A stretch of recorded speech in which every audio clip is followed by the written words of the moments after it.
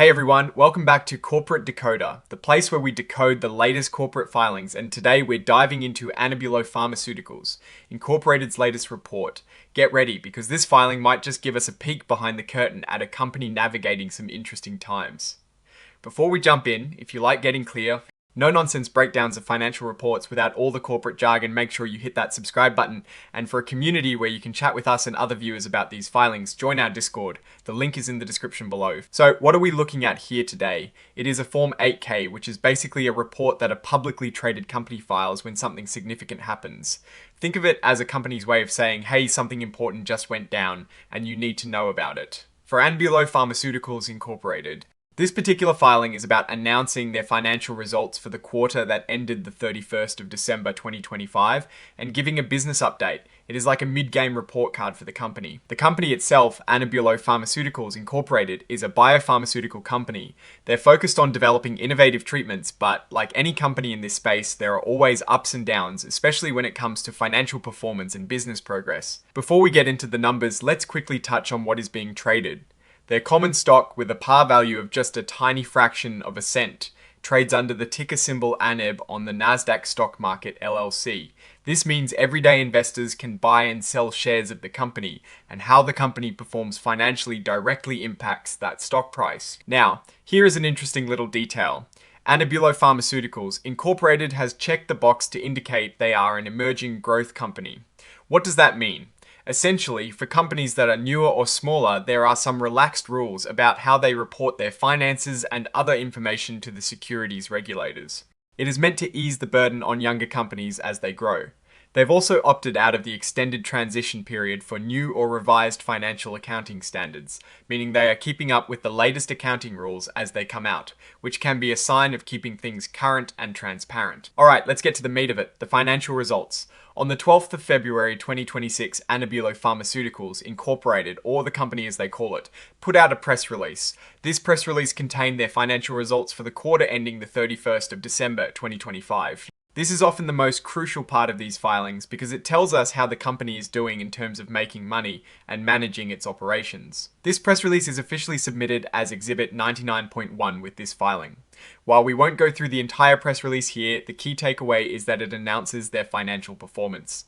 Think of it like a company's official statement about its financial health. It usually highlights revenue, profits, or losses. And other key financial indicators. The filing itself mentions that the information provided in this report, like the press release, won't be considered filed in a way that makes the company liable under certain sections of the Securities Exchange Act, nor will it be automatically incorporated into other filings. This is a standard disclaimer, meaning that while they are providing the information, they are essentially saying this is for your information, not a formal amendment to previous filings, and we are not liable if these forward-looking statements don't pan out exactly as planned. It is important legalese. The exhibit section is where you find the supporting documents for ANEBULO Pharmaceuticals Incorporated. The main one here is that press release dated the 12th of February 2026. This is the document containing the actual financial results and business update that they are reporting. There is also Exhibit 104. Which is the cover page of their interactive data file. This is part of the XBRL tagging that makes Financial Data Machine readable, which is a good thing for transparency and analysis. Now for the signatures, this confirms who is officially signing off on this report. We see Richard Anthony Cunningham is signing. He holds significant titles, Chief Executive Officer and Interim Chief Financial Officer. He is also listed as the Principal Executive Officer and Interim Principal Financial and Accounting Officer.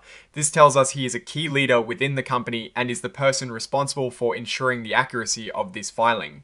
It is common for a CEO to also fill in as Interim CFO, especially in smaller or growing companies. But it also means he is wearing two very important hats. So what does this all mean for ANEBULO Pharmaceuticals Incorporated? The core of this filing is the announcement of their financial results for the quarter ending the 31st of December 2025. Without seeing the actual numbers from the press release, it's hard to give a deep dive into their performance. However, the fact that they are reporting these results and providing a business update suggests they are actively communicating their progress and financial standing to the market. As an emerging growth company, these reports are vital for building investor confidence. Looking at the broader picture, companies in the pharmaceutical sector are always under pressure to innovate and deliver results.